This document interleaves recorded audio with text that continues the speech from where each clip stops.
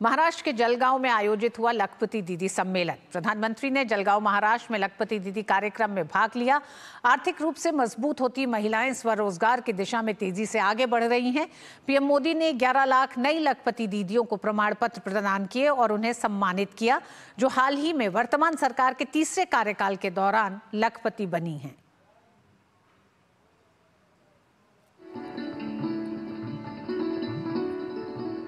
प्रधानमंत्री मोदी के तीसरे कार्यकाल के पहले 100 दिन में एक बड़ी उपलब्धि हासिल हुई है।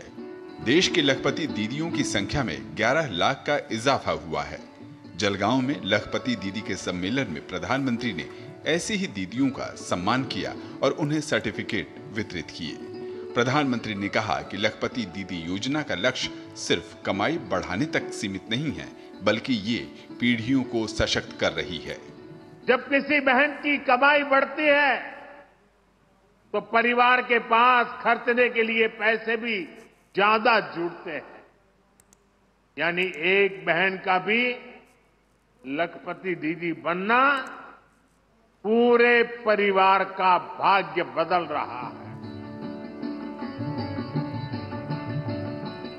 सम्मेलन से पहले प्रधानमंत्री लखपति दीदियों की सफलता जानने पहुंचे, जहां महिलाएं प्रधानमंत्री की आरती उतारने लगी, लेकिन प्रधानमंत्री ने उन्हें रोका और थाल को थाम महिलाओं की आरती उतारी। देश भर के विभिन्न हिस्सों से आई लखपति दीदियों ने अपने संघर्ष और प्रेरणा का हाल प्रधानमंत्री को सुनाया।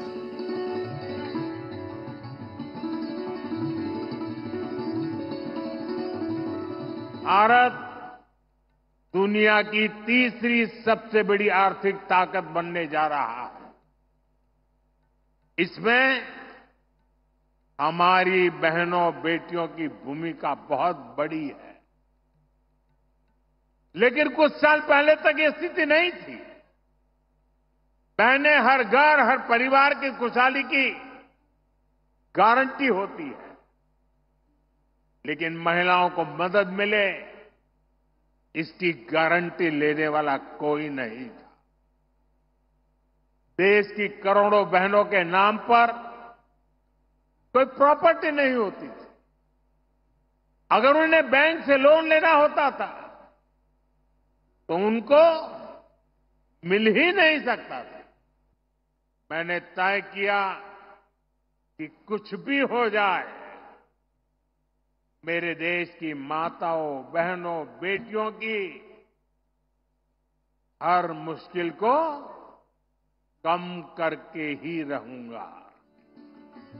साल 2014 तक जहां देश की सखी मंडलों को सिर्फ 25,000 करोड़ रुपए लोन मिलने का आंकड़ा है, तो वहीं बीते 10 साल में वो बढ़कर 9 लाख करोड़ रुपए का हो चुका है। स्वयं सहायता समूहों और सखी मंडलों को पशुपालन, कृषि, बैंक, ड्रोन पायलट जैसे कई कार्यक्रमों से जोड़ा जा रहा है।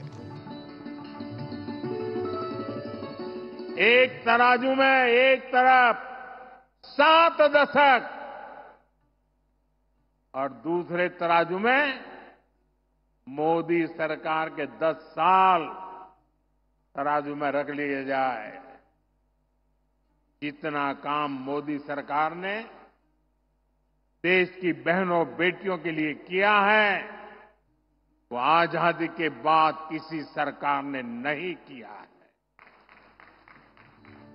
3 करोड़ लखपति दीदी बनाए जाने के नए लक्ष्य को हासिल करने की दिशा में प्रधानमंत्री ने जलगांव से 2500 करोड़ रुपए की कोष की शुरुआत की। साथ ही 5,000 करोड़ रुपए के बैंक ऋण जारी किए। बैंक ऋण से 2,35,000 स्वयं सहायता समूहों के 25 लाख से ज्यादा सदस्यों को फायदा होगा। जलगांव से शैलेंद्र मिश्र के साथ bureau report, DD news. Kolkata में ट्रेनी डॉक्टर के साथ दुष्कर्म और हत्या की घटना से उपजे आक्रोश के बीच जलगांव में प्रधानमंत्री नरेंद्र मोदी ने कहा कि हम महिलाओं के खिलाफ अपराध करने वाले अपराधियों के लिए कानून को मजबूत और सख्त बना रहे हैं। प्रधानमंत्री ने दोहराया कि देश में महिलाओं के खिलाफ किसी भी प्रकार का अपराध अक्षम्य होना चाहिए और दोषी किसी भी रूप में हो उसे बख्शा नहीं जाना चाहिए। मैंने लाल किले से भी बार बार इस विषय को उठाया है। आज देश का कोई भी राज्य हो, अपनी बहनों बेटियों की पीड़ा को, उनके गुस्से को मैं समझ रहा हूं। मैं एक बार फिर देश के हर राजनीतिक दल से कहूंगा, हर राज्य सरकार से कहूंगा कि महिलाओं के खिलाफ अपराध अक्षम्य पाप है। दोषी कोई भी हो, वो बचना नहीं चाहिए।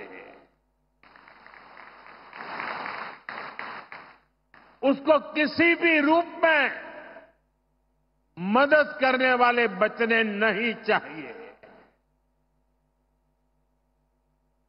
अस्पताल हो, स्कूल हो, दफ्तर हो या फिर पुलिस व्यवस्था, जिस भी स्तर पर लापरवाही होती है, सबका हिसाब होना चाहिए।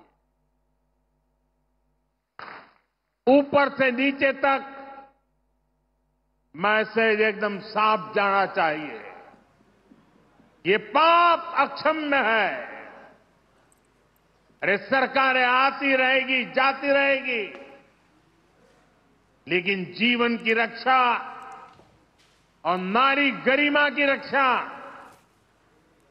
इस समाज के रूप में भी और सरकार के रूप में भी हम सबका बड़ा दायित्व है। जलगांव में लखपति दीदी सम्मेलन में प्रधानमंत्री ने लखपति दीदियों का सम्मान किया और उन्हें सर्टिफिकेट वितरित किए। इस दौरान देश के कोने कोने से आए लखपति दीदियों ने अपने संघर्ष के बारे में बताया और पीएम मोदी को अपनी प्रेरणा का स्रोत बताया। उन्होंने ये भी बताया कि कैसे वो सरकार की योजनाओं का लाभ उठाते हुए स्वरोजगार के जरिए आर्थिक रूप से मजबूत हो रही हैं।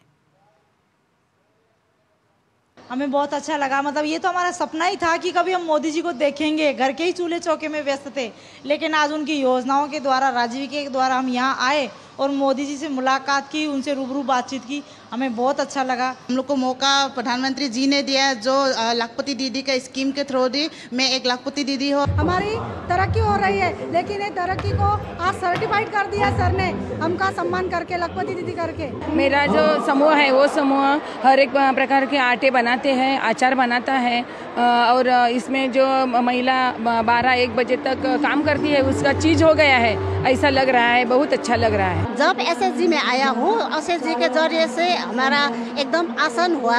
हमारा एक होम स्टे है, मेरा अभी होम स्टे है, दुकान है। मैं एक ग्रुप करके एक टेलरिंग कटिंग भी चला रही हूँ। और स्वयं सहायता समूह न सिर्फ महिलाओं को राजनीतिक, सामाजिक और आर्थिक रूप से मजबूत करती हैं, बल्कि स्वयं सहायता समूह ग्रामीण अर्थव्यवस्था की एक मजबूत कड़ी भी हैं। आइए एक नजर डालते हैं कि किस तरह से स्वयं सहायता समूह की महिलाओं को लेकर सरकार जिस तरह से काम कर रही है, उसने उनकी पहचान को भी एक नई परिभाषा दी है। लखपति दीदी योजना 15 अगस्त 2023 को शुरुआत हुई। लखपति दीदी योजना की इस योजना के तहत, या ये इस लखपति दीदी का नाम क्यों रखा गया है? स्वयं सहायता समूहों की उन महिलाओं को कहा जाता है लखपति दीदी जिनकी आय सालाना 1 लाख रुपए होती है, या इससे एक ज्यादा भी हो सकती है, लेकिन 1 लाख रुपए आय वाली महिलाओं को, स्वयं सहायता समूह की महिलाओं को लखपति दीदी कहते हैं। महिलाओं को लखपति दीदी योजना स्किल डेवलपमेंट प्रोग्राम की ट्रेनिंग देता है। साथ ही साथ आने वाले समय के लिए तैयार किया जा रहा है स्वयं सहायता समूह की महिलाओं को। बजट में लखपति दीदी स्कीम के तहत 3 करोड़ महिलाओं को लखपति बनाने का लक्ष्य रखा गया है इस साल। हालांकि ये लक्ष्य पहले 2 करोड़ महिलाओं तक सीमित था, लेकिन अब इसमें 1 करोड़ और जोड़ा गया। टारगेट को बढ़ाया गया है। 1 करोड़ महिलाएं लखपति बन चुकी हैं। 3 करोड़ महिलाओं का टारगेट है, जिसमें 1 करोड़ महिलाएं इस समय तक लखपति बन चुकी हैं। यानी स्वयं सहायता समूहों को जिस तरह की तमाम वित्तीय सुविधाएं भी दी जा रही हैं, उसका बड़ा असर देखा गया है। योजना के तहत महिलाओं को 5 लाख रुपए का लोन मिलता है और इस लोन के लिए कोई ब्याज दर उन्हें नहीं देनी होती है, किसी तरह की गारंटी नहीं देनी होती है। ये तमाम सुविधाएं सरकार ने एक तरह से नीतियों के तहत स्वयं सहायता समूहों को और मजबूत करने के लिए तैयार की हैं। स्वयं सहायता समूहों को गवर्नमेंट ई मार्केट प्लेस यानी जेम पोर्टल से भी जोड़ा गया है और किस तरह से जेम पोर्टल से जुड़ने के बाद स्वयं सहायता समूहों के लिए नए रास्ते खुले हैं। सरस कलेक्शन जेम पोर्टल का एक सेक्शन है जो स्वयं सहायता समूहों के लिए एक मंच तैयार किया गया है और इस मंच के जरिए ही फ्लिपकार्ट, अमेजॉन, मीशो के साथ समझौता कर एसएचजी को बाजार दिया गया है, एक बड़ा बाजार दिया गया है और इस बाजार के लिए तैयार करने में वो ट्रेनिंग भी शामिल है, उसमें वित्तीय ट्रेनिंग भी शामिल है, साथ ही साथ एक तरह से डिजिटल ट्रेनिंग जो होती है वो भी दी जा रही है। फ्लिपकार्ट के साथ जो कार्यक्रम है वो समर्थ कार्यक्रम है, अमेजॉन में सहेली पहल है और वहीं मीशो के माध्यम से राष्ट्रीय बाजारों तक अब स्वयं सहायता समूहों की पहुंच सुनिश्चित की गई है।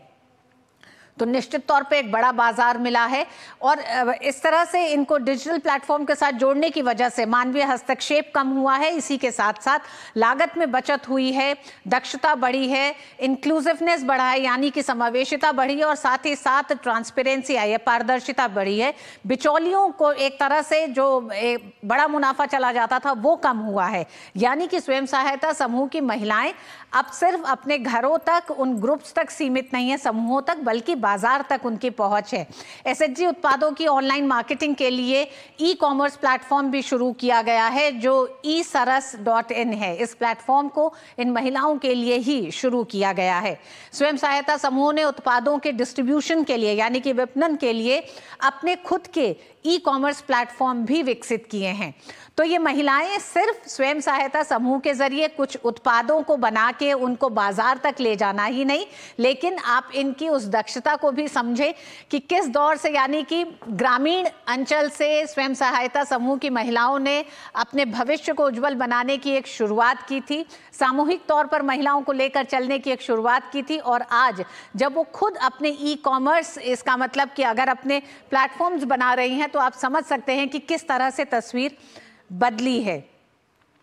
तो इस मुद्दे पर आगे चर्चा करेंगे, लेकिन उससे पहले आइए आपको फिर बताते हैं कि जम्मू कश्मीर विधानसभा चुनाव के मद्देनजर बीजेपी मुख्यालय में केंद्रीय चुनाव समिति की बैठक हो रही है। प्रधानमंत्री नरेंद्र मोदी भी बैठक में हिस्सा ले रहे हैं। बैठक में हिस्सा लेने के लिए बीजेपी मुख्यालय पहुंचने पर बीजेपी अध्यक्ष जेपी